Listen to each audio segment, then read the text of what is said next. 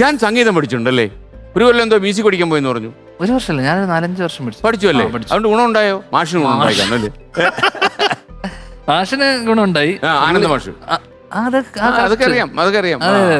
മാഷൊന്ന് correct ആയിട്ട് ഇതിനെക്കുറിച്ച് ശ്രീനിയേട്ട ഒരു ദിവസം പറയുന്നുണ്ടായിരുന്നു. ആണല്ലേ? ശ്രീനിയേട്ടൻ ജീവിതത്തിൽ പല തീരുമാനങ്ങളും എടുത്തിട്ടുണ്ട്. അല്ല, അന്നൊക്കെ സ്കൂൾ തലത്തില് ഈ യുവജനോത്സവത്തിന്റെ ഒക്കെ ഇപ്പോഴും ഉണ്ട്, ഇല്ലെന്നല്ല ഞാൻ പറഞ്ഞ. അന്ന് ഭയങ്കരമായിട്ട് സ്കൂളിൽ പഠിച്ചുകൊണ്ടിരുന്ന സമയത്ത് എക്സ്ട്രാ കരിക്കുലർ ആക്ടിവിറ്റീസ്. അത് ധ്യാനെ ഒരു പ്രതിഭയാക്കി അടങ്ങുന്നു വീട്ടിൽ തീരുമാനിച്ചിട്ട് വിട്ടതാണോ ശ്രീനേട്ടൻ? കാണാം, അമ്മയ്ക്ക് ഭയങ്കര നിർബന്ധമായിരുന്നു പാട്ട്, അല്ലെങ്കിൽ എന്തെങ്കിലും ഒരു കലാപരമായിട്ട് എന്തെങ്കിലും ഒരു അപ്പൊ നമുക്ക് പഠിക്കാൻ പറ്റിയാണല്ലോ പാട്ട്. അത് എന്തെങ്കിലും ഒരു പഠിത്തത്തിലോ ഇതില്ല, എന്തെങ്കിലും ചിലപ്പോ കലയിലൂടെ രക്ഷപ്പെട്ടു പോയാലോ. ലേശം പാടുന്നുണ്ടുള്ള പ്രശ്നമായിരുന്നു വീട്ടില്. പുള്ളി ചെറുപ്പം മുതലേ പഠിക്കുന്നതിന് മുന്നേ തന്നെ പാടി തുടങ്ങിയപ്പോഴാണ് അല്ല പാടി തുടങ്ങിയപ്പോ തന്നെ പുള്ളിനെ പാട്ട് പഠിക്കാൻ വിട്ടു. നമ്മളൊന്നും ചെയ്യാതെ തന്നെ നമ്മളെ അങ്ങനെ ഒരു വാസന നമുക്കില്ല. അപ്പൊ അങ്ങനെ ഇല്ലാത്ത ഒരാളെ നമുക്കത് കുത്തിപ്പഴിപ്പിച്ചെടുത്ത് നമ്മളെ ഇത് ചെയ്യുന്നതിന് ഭയങ്കര. അപ്പൊ എന്നെ ഭരതനാട്യത്തിനൊക്കെ വിട്ടിരുന്നു. ഭരതനാട്യം, കുച്ചിപ്പടിയോ ഭരതനാട്യമോ മനസ്സിലായില്ല. അതിൽ ഈ കഴുത്ത് കുറച്ച് ഇങ്ങോട്ടും ഇങ്ങോട്ടൊക്കെ ആടാൻ വേണ്ടി ബാലൻസ് ചെയ്യാൻ കുച്ചിപ്പടിയാണെന്ന് തോന്നുന്നു. ഈ തട്ടില് വെച്ചിട്ട് കുടം വെച്ചിട്ടുള്ള പരിപാടിയൊക്കെ കുച്ചിപ്പടിയല്ലേ? ആണെന്ന് തോന്നുന്നു. അതെ, അത് പഠിപ്പിച്ചോ? അന്തരല്ലേ, അതിനുള്ള ബഡ്ജറ്റ് ഒന്നും അച്ഛൻ അന്ന് ഇല്ല. അച്ഛൻ ചെറിയ രീതിയിൽ സിനിമയിലൊക്കെ എഴുതുന്നതേ ഉള്ളൂ. അത് അവരുടെയൊക്കെ ഒരു അവസ്ഥ എന്താ അറിയുമോ? അവര് സ്ക്രിപ്റ്റ് ഒക്കെ എഴുതുന്ന കാലത്ത് ജ്ഞാനമുള്ള കാര്യം പറഞ്ഞ് കാശ് വെച്ചോണ്ട് പോകും. ഇവരൊക്കെ ചോദിച്ചാലും കൊടുക്കത്തില്ല. സാറിന് ഈ സ്ക്രിപ്റ്റ് എഴുതുന്ന ആളിന് ആദ്യം മുതലേ ഈ ഡയറക്ടറും പ്രൊഡ്യൂസറും കൂടെ ഉണ്ടല്ലോ, അങ്ങ് സ്നേഹമാവും. അവസാനം വരെ അങ്ങ് സ്നേഹമാണല്ലോ. ഇപ്പൊ ഈ സെറ്റിൽ ചെയ്യാനൊന്നും പറ്റത്തില്ല, മൊത്തം കടം കയറും. അവസാനം ആദ്യം കാശ് കിട്ടാവുന്ന സ്ക്രിപ്റ്റ് റൈറ്റർക്കാരി. പക്ഷെ അതല്ല, ഈ സ്ക്രിപ്റ്റ് ചെയ്യുന്ന പടത്തിലൊക്കെ കയറി അഭിനയിച്ചിട്ട് അതിന്റെ കാശ് വാങ്ങിക്കുന്നുണ്ടല്ലോ. അതും പാടായിരിക്കും, സ്നേഹം ഉണ്ടല്ലോ. അല്ല, പക്ഷേ ഇതിലൂടെ ഞാൻ മനസ്സിലാക്കിയെന്ന് വെച്ച് കഴിഞ്ഞാൽ ഈ അച്ഛൻ എഴുതിയ പടത്തിലൊക്കെ അച്ഛൻ അഭിനയിച്ചിട്ടുണ്ട്. അപ്പൊ അതിലൊക്കെ അതിനകത്ത് ഒരു തന്ത്രം കൂടെ സ്നേഹിട്ട് കാണിച്ചിട്ടുണ്ട്. എന്താണെന്ന് അറിയാമോ? അത് ധ്യാൻ ശ്രദ്ധിച്ചിട്ടുണ്ടോന്ന് അറിയത്തില്ല. അതിനകത്ത് ഈ കോമഡി പറയുന്ന മിക്കവാറും പുള്ളി തന്നെ ആയിരിക്കും. അതെ, മറ്റൊന്നല്ല. അതും അതിന്റെ ഏറ്റവും വലിയ രസം വെച്ചാൽ പുള്ളി അഭിനയിച്ച പടങ്ങളിലൊക്കെ പുള്ളി ഏറ്റവും നന്നായിട്ട് അഭിനയിക്കുകയും ചെയ്യും. നന്നായിട്ട് ചെയ്യും. ബാക്കിയുള്ള പുള്ളി എഴുതാത്ത പടത്തിൽ പുള്ളി അഭിനയിച്ച വേഷങ്ങൾ ശ്രദ്ധിച്ചോ?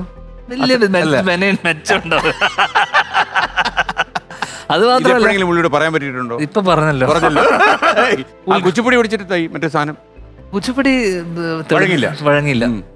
മറ്റേ പാത്രം കിട്ടിയായിരുന്നു, കയറി നിൽക്കാനുള്ള പാത്രം. അതൊക്കെ പാത്രമൊക്കെ അതൊക്കെ ഉണ്ട്. അപ്പൊ അന്ന് എല്ലാ മത്സരത്തിലും പങ്കെടുത്ത് ഒരു പാട്ട് പഠിക്കുക എന്നുള്ളത് മാത്രമായിരുന്നില്ല, കലാപ്രതിഭയാവുക എന്നുള്ളതാണ് ടാർഗറ്റ്.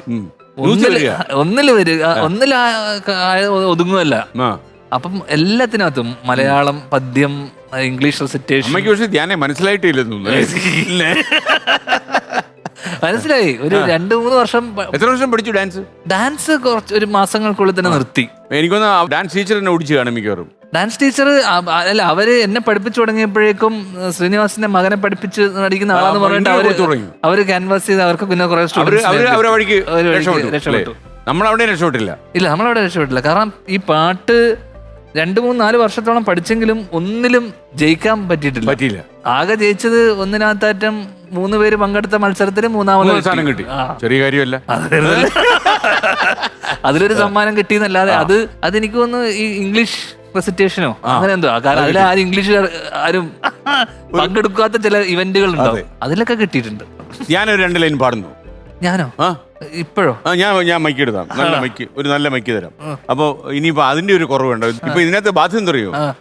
ധ്യാൻ തന്നെ തിരക്കഥ എഴുതിയ ഒരു സിനിമയുടെ നായകനും പ്രൊഡ്യൂസറും ആയുള്ള അവസ്ഥയാ. കാര്യം ധ്യാൻ തന്നെ വന്ന സീസണിന്റെ ആദ്യത്തെ എപ്പിസോഡ് ഇതൊരു ബാധ്യതയായിട്ട് മാറിയിട്ടുണ്ട്. ഇത് എത്ര വർഷം പഠിച്ചു? 3 വർഷമോ? ഞാൻ ക്ലാസിക്കലാണോ പഠിച്ചത്? അതെ, ക്ലാസിക്കൽ. അതല്ലാതെ വേറെ പാടണം. എനിക്കൊന്ന് ധ്യാൻ പാടിയല്ലോ അല്ലേ? അത് വളരെ നിർബന്ധത്തിന് വഴങ്ങി. എന്റെ ഒരു നിർബന്ധം എന്ന് വെച്ചാൽ ധ്യാൻ വന്നതിന് വേണ്ടി ഒരു പിഴ. നിങ്ങൾ പാടണ്ടേ? ധ്യാൻ പാടണ്ടേ? പക്ഷേ നിങ്ങൾ ഇങ്ങനെ വിഷമിച്ചിരുന്ന ഒന്ന് കൈയടിച്ചാൽ ധ്യാൻ പാടും. ഇത് പാടാനുള്ള ഇതെന്ന് വെച്ച് കഴിഞ്ഞാ എനിക്കിത് ഒരിക്കലും ഈ ഒരാളോട് പറയാൻ വേണ്ടി പറ്റാത്തൊരു പാട്ടാന്ന് വെച്ചാ, എനിക്കൊരാളെ ഇത് കാണുമല്ലോ. കാണും. കാണുന്ന ആൾക്ക് വേണ്ടിയുള്ള പാട്ടാ. അതെ, അർപ്പിതയല്ലോ അത്. അല്ല, ഭാര്യയ്ക്ക് വേണ്ടി ആരാ പാട്ട് പാടുന്നത്? അതെനിക്ക് മനസ്സിലായി. സൂര്യനായി തഴുകി ഉറക്കമുണർത്തുമെന്നച്ഛനെയാണെനിക്കിഷ്ടം. ഞാനൊന്നു കരയുമ്പോൾ അറിയാതെ ഉരുകുമെന്നച്ഛനെയാണെനിക്കിഷ്ടം.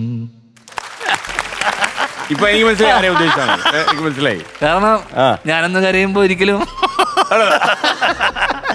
അതെനിക്ക് മനസ്സിലായി. അത് ഞാൻ ഇവിടെ വന്നപ്പോ ഞാൻ പറയണമെന്ന് വെച്ചതാ. എന്തുകൊണ്ട് ഈ ഫോർമാറ്റ് മാറ്റി ഫ്ലവേഴ്സ് ഒരു കോമഡി ആക്കിയല്ലോ. അപ്പൊ ഈ കോമഡി ആക്കാനുള്ള കാരണം അങ്കിള് പറഞ്ഞത് മറ്റേ ഇത് ഇവിടുത്തെ ആൾക്കാർ പീഡനം മാത്രല്ല ഇത് യൂട്യൂബിലുണ്ട്. ഞാനൊരു പഴയ ഒരു എപ്പിസോഡ് നോക്ക്. ഇത് ഇങ്ങനെ നടന്ന് പറഞ്ഞാൽ വിശ്വസിക്കത്തില്ല. അങ്ങനെയുള്ള സംഭവങ്ങളൊക്കെ ഉണ്ട്. പരിപാടിക്ക് വന്ന സമയത്ത് ഞാനിങ്ങനെ വിചാരിച്ചിരുന്നു ഇങ്ങനെ എല്ലാവരും അവരനുഭവിച്ച പീഡനങ്ങളും ദുരിതങ്ങളും അതാണ് പറയുന്നത്. അപ്പൊ ഞാനും ഇത് കോമഡി ആയിട്ട് മാറിയില്ലായിരുന്നില്ലെങ്കിൽ ഞാനും പറയേണ്ടിരുന്ന എന്റെ അച്ഛൻ കാരണം ഞാൻ അനുഭവിച്ച പീഡനങ്ങളും ദുരിതങ്ങളും അല്ലെങ്കിൽ ഞാൻ ചിലപ്പോ ലക്കി ഇത് കോമഡി എന്ന് പറഞ്ഞത് അച്ഛന്റെ കോമഡി പറഞ്ഞല്ലോ. അച്ഛന്റെ കോമഡി അല്ല, ഞാൻ അനുഭവിച്ച പീഡനങ്ങളെ കുറിച്ചും. അത് ഫോർ എക്സാമ്പിൾ ഒരു പീഡനം അത് ഇപ്പൊ കോമഡി ആയല്ലോ, ഇനി പറയാൻ പറ്റില്ല. അച്ഛന്റെ ഭാഗ്യം അല്ലേ? അച്ഛന്റെ ഭാഗ്യം. അല്ല ആലോചിച്ചായിരുന്നു അതിനെ കുറിച്ചല്ലേ? ഞാൻ ഇവിടുന്ന് കേറുന്ന സമയത്ത് അങ്ങള് പറഞ്ഞല്ലോ ഇനി ആ ഫോർമാറ്റ് നമ്മൾ മാറ്റി. അപ്പൊ ഞാൻ കേറുമ്പോ ഒന്ന് പറഞ്ഞാലോ. നമുക്ക് പ്രിയദർശന്റെ സിനിമയിലെ പോലെ ഒരു നൊമ്പരം വേണേ ഉൾപ്പെടുത്താം. അയ്യോ അത് മറ്റേ കട്ട് ചെയ്ത് മറ്റേ ഞാൻ ചിലപ്പോ കരഞ്ഞു പോകും അല്ലേ? അത്രയും കുരിശേറിയ ബാല്യമാ. അല്ലാത്ത അവസ്ഥ.